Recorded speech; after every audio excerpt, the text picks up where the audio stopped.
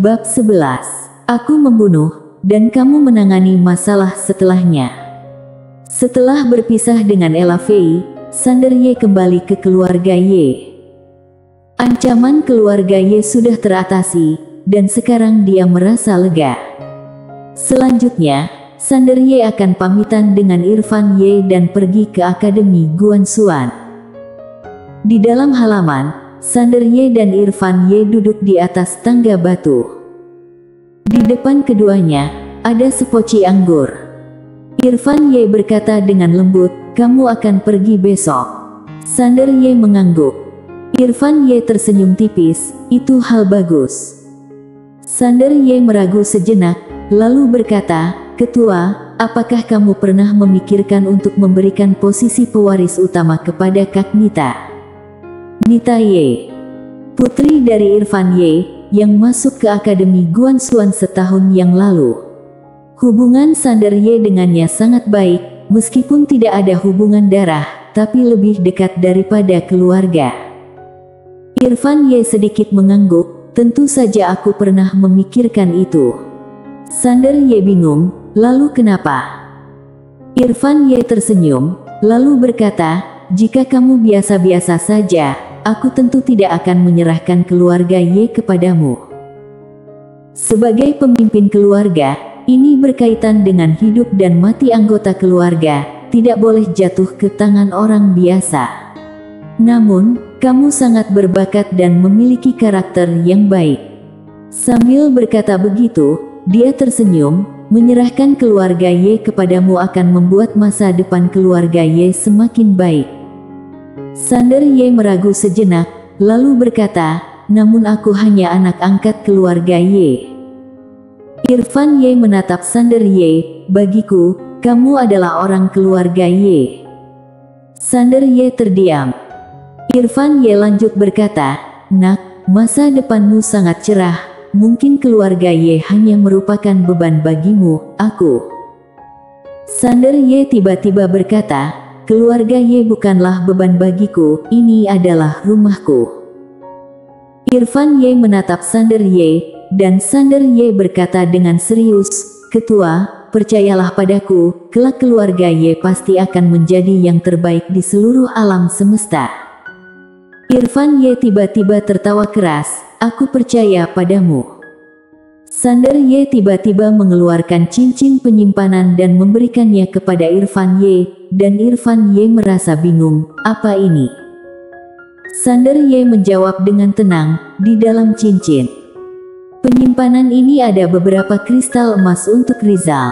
Dia sangat berbakat dan membutuhkan uang untuk berkultivasi, ini mungkin akan sedikit membantunya." Irfan Ye merenung sejenak, kemudian mengangguk, menyimpan cincin penyimpanan, lalu mengangkat botol anggur dan meminum anggurnya hingga habis. Sander Ye juga mengangkat botol anggur dan minum sampai habis. Satu malam berlalu. Pagi hari berikutnya, Sander Ye meninggalkan keluarga Ye. Dia tidak memilih untuk mengucapkan selamat tinggal, karena dia sudah pamitan semalam. Yang tidak Sander Ye ketahui adalah tak lama setelah dia meninggalkan kediaman keluarga Ye, Irfan Ye muncul di pintu gerbang kediaman keluarga Ye. Irfan Ye melihat punggung Sander Ye, setelah beberapa saat tersenyum, ia berbalik dan pergi. Di sisi lain, Rizal Ye melihat kepergian Sander Ye, lalu berbalik dan pergi juga. Di dalam aula, Irfan Ye menatap Rizal Ye yang berada di depannya, "Kamu juga akan pergi?" Rizal Ye mengangguk, "Ya." Irfan Ye diam sejenak, lalu mengeluarkan cincin penyimpanan dan memberikannya kepada Rizal Ye. "Ini diberikan oleh Sander padaku semalam, ia memintaku untuk memberikannya padamu." Rizal Ye meragu sejenak, lalu menerima cincin penyimpanan tersebut. "Terima kasih, Ketua." Irfan Ye berkata dengan pelan, "Keluarga Ye akan selalu menjadi rumah kalian." Rizal Ye memberi hormat dengan dalam, "Ketua, keluarga Ye akan selalu menjadi rumahku." Setelah berkata begitu, dia berbalik dan pergi. Di dalam aula, Irfan Ye menyaksikan Rizal Ye pergi, merasa sedikit kehilangan, tapi lebih banyak rasa lega. Dua pemuda dari keluarga Ye ini memiliki hidup mereka sendiri. Keluarga kecil seperti keluarga Ye tidak seharusnya menjadi belenggu bagi mereka. Di luar kediaman keluarga Ye, Rizal Ye melihat cincin penyimpanannya, dan setelah terdiam lama, ia tersenyum tipis, kemudian pergi ke kejauhan. Di perjalanan, Rizal Ye bertanya, "Guru, kita akan pergi kemana?" Sebuah suara tua bergema dalam pikiran Rizal Ye, "Kita akan pergi ke negara es, di sana ada 3 segel hukum." Rizal Ye mengangguk, "Baiklah." Setelah mengatakan itu, dia dengan cepat menghilang di ujung jalan. Sander Ye tiba di pintu gerbang kota, dan ketika baru sampai di sana, dia melihat Grace Nalan dan Ella Fei. Melihat Sander Ye, Grace Nalan tersenyum tipis. Sander Ye mendekati Ella Fei dan memberi hormat, "Guru." Ella Fei mengangguk, "Ayo pergi." Setelah mengucapkan itu, dia membawa mereka berdua naik ke awan, kemudian dia membentangkan tangannya, sebuah kapal awan dengan panjang puluhan meter muncul di tengah awan. Ella Fei membawa mereka berdua naik ke kapal awan, dan Sander Ye memandang ke bawah. Saat ini, seluruh kota Huanggu tampak sangat kecil. Ella Fei tiba-tiba berkata, "Sander, identitasmu yang merupakan seorang kultivator pedang harus selalu dirahasiakan." Sander Ye memandang Ella Fei, dan Ella Fei berkata dengan serius, "Pewaris kultivator pedang adalah masalah penting. Terutama setelah munculnya monster tingkat kaisar di tempat ini sebelumnya. Jika kamu mengungkapkan identitasmu sebagai seorang kultivator pedang saat ini, orang luar akan segera menghubungkannya dengan monster tingkat kaisar itu. Saat itu, situasinya akan menjadi sangat merepotkan." Sander Ye mengangguk, "Aku mengerti. Jadi, begitu aku tiba di akademi, aku akan berusaha tetap rendah diri, tapi berprestasi." Ella Fei melihat Sander Ye sejenak, lalu berkata, "Kamu mungkin tidak akan mencari masalah dengan orang lain, tapi orang lain mungkin akan menargetkanmu." Sander Ye dengan tenang berkata, "Aku adalah orang yang berprinsip." Ella Fei bertanya, "Bagaimana jika orang lain tidak berprinsip?" Sander Ye merenung sejenak, lalu berkata, "Aku akan membunuh mereka, dan kamu yang akan menangani masalah setelahnya." Ella Fei menatap Sander Ye dan tidak mengatakan apa-apa. Grace Nalan menggelengkan kepala sambil tersenyum. Harus diakui bahwa tunangannya ini benar-benar seorang jenius. Ella Fei diam sejenak, lalu berkata, "Aku mungkin membuatmu merasa aku tak terkalahkan, tapi aku harus mengingatkanmu, di dalam akademi, semuanya ada aturan, yaitu aturan Akademi Guanxuan. Siapapun yang melanggar aturan ini akan dihukum oleh pengadilan hukum dengan tegas, bahkan kepala akademi pun harus mematuhinya." Sander Ye mengangguk, "Setelah aku tiba di akademi, aku akan mulai mempelajari aturan Akademi Guanxuan." Ella Fei memandang Sander Ye sejenak, kemudian menggelengkan kepala. Pada saat ini, dia mulai merasa sedikit khawatir. Pemuda ini memang terlihat tenang, tapi begitu ia bertindak, dia akan sangat kejam. Instingnya mengatakan kepadanya bahwa pemuda ini akan menggemparkan generasi muda Akademi Guanxuan ketika dia tiba di sana. Sekarang Ella Fei mulai merasa sedikit sakit kepala. Grace Nalan tiba-tiba bertanya, "Guru, apakah keluarga Nan dan keluarga Zeng akan diam saja?" Ella Fei menggelengkan kepala, "Tentu tidak. Kehilangan dua anak muda jenius dan tidak mendapatkan manfaat apapun, mereka pasti tidak akan tinggal diam." Grace Nalan mengerutkan kening, dengan kata lain, mereka mungkin akan menyerang secara diam-diam. Ella Fei mengangguk, keluarga Zeng masih mudah diatasi, generasi muda mereka telah merosot selama beberapa tahun ini, dan kekuatan mereka tidak seperti dulu, tapi keluarga Nan. Setelah mengatakan itu, dia berhenti sejenak dan lanjut berkata, ada seorang jenius dari keluarga Nan di akademi, namanya Ronald Nan. Dia adalah murid pribadi dari Guru Xiao. Grace Nalan terdiam.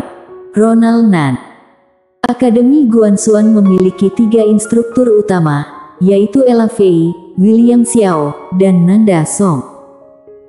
Sebelumnya, Nanda Song hampir saja menerima Sander Ye sebagai muridnya, tentu saja bukan sebagai murid pribadi. Seorang instruktur mungkin memiliki banyak murid, tapi hanya satu murid pribadi, dan Grace Nalan adalah murid pribadi. Ella Fei. Ella Fei melihat Sander Ye sejenak, lalu menggelengkan kepala. Setelah pergi ke Akademi Guanxuan, sudah pasti tidak akan tenang. Tiba-tiba, Sander Ye berkata, Guru, kami tidak akan mencari masalah, tapi kami juga tidak akan takut pada masalah. Ella Fei tersenyum, benar. Ingatlah, jangan buat masalah untukku, tapi jangan takut pada masalah. Jika seseorang mengganggumu, lawan mereka. Namun ingat satu hal, di generasi muda, jika kamu kalah dalam pertarungan, aku tidak akan membantumu. Namun jangan khawatir, jika seorang senior menindasmu, aku pasti akan membelamu. Sander Ye mengangguk, baiklah. Ella Fei melihat keduanya sejenak, lalu berkata, kalian mengobrol. Setelah berkata begitu, dia pergi. Sander Ye memandang ke arah langit yang jauh, lalu berkata dengan pelan, panggung yang lebih besar. Harus diakui, dia juga sangat mendambakan Akademi Guanxuan. Itu adalah kekuatan terkuat di negara N. Di sana, banyak jenius yang luar biasa.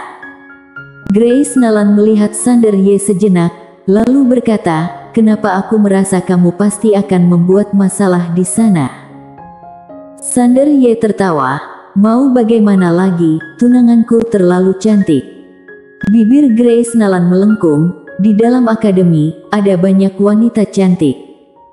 Sander Ye tersenyum, ada begitu banyak wanita cantik di dunia ini.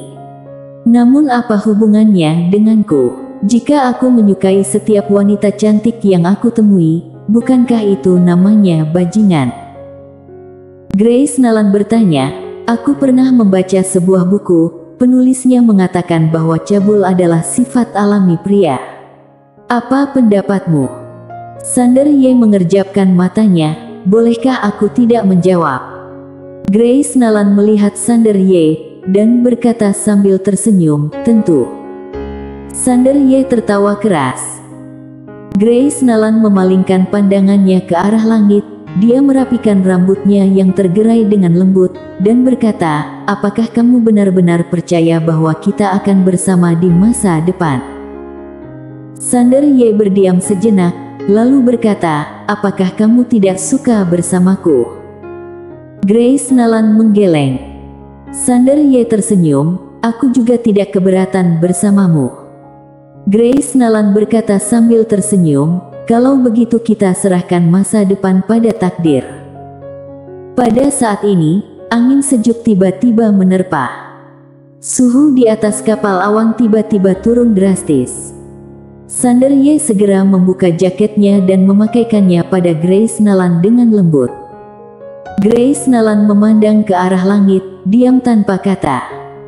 Sander Ye berbalik melihat ke arah langit dan berkata dengan pelan, Grace, aku ingin mengajakmu melakukan sesuatu. Grace Nalan menatap Sander Ye, dan Sander Ye mengulurkan tangan kanannya. Grace Nalan memandang ke arah Sander Ye sejenak, lalu dengan lembut meletakkan tangannya di tangan Sander Ye. Sander Ye tertawa keras, pedang muncullah. Teseses. Pedang Hangdao muncul tiba-tiba dari dalam tubuh Sander Ye, kemudian mendarat dengan mantap di bawah kaki Sander Ye. Sander Ye membawa Grace Nalan menaiki pedang itu. Pada saat berikutnya, dengan kekuatan pikiran, pedang Hangdao langsung berubah menjadi sinar pedang yang terbang ke udara. Pedang ini merobek awan, melayang di langit. Di tengah awan, Sander Ye membawa Grace Nalan terbang dengan cepat. Awan-awan terbelah satu persatu, dan terdengar suara letusan di langit. Sander Ye menahan pinggang Grace Nalan dengan tangan kanannya, tapi menjaga jarak tertentu. Grace Nalan yang berada di depan melihat sekeliling, wajahnya yang cantik menunjukkan senyuman yang mempesona. Dia belum pernah tersenyum begitu cerah sebelumnya. Terbang dengan pedang. Siapa yang tidak suka terbang dengan pedang? Di kapal awan, Ella Fei melihat mereka berdua yang melayang di langit, tapi tetap diam. Terbang dengan pedang. Dia tahu bahwa dirinya telah meremehkan siswa baru ini. Terbang dengan pedang memerlukan warisan pedang yang kuat dan tingkat keahlian yang sangat tinggi dalam seni pedang. Bahkan di Akademi Guanxuan Negara N saat ini, tidak ada pedang yang dapat memenuhi persyaratan ini. Bagaimana mungkin seorang remaja dari kota Huanggu memiliki warisan pedang?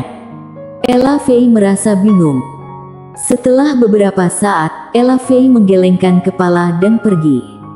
Dia tidak ingin melihatnya terlalu lama. Setelah beberapa saat, Sander Ye membawa Grace Nalan kembali ke kapal awan. Grace Nalan masih merasa melayang. Sander Ye berkata sambil tersenyum, "Apakah kamu menyukainya?"